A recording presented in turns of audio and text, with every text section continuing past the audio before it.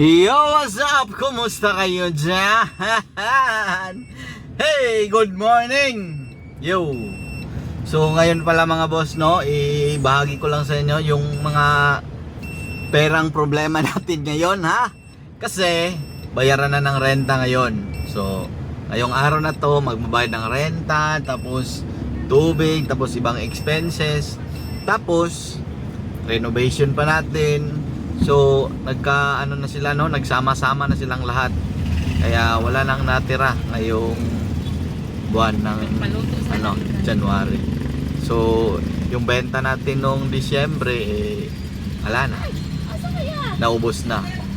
So ganun talaga, no? Problema na naman.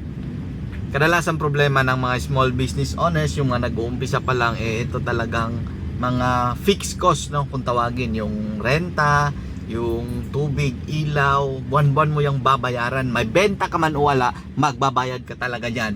Kaya yan yung mga kadalasang problema dahil sa kapos na pag-ikot ng pera, ng cash flow ng negosyo. Kaya hindi makabayad sa benta, ayun, sara.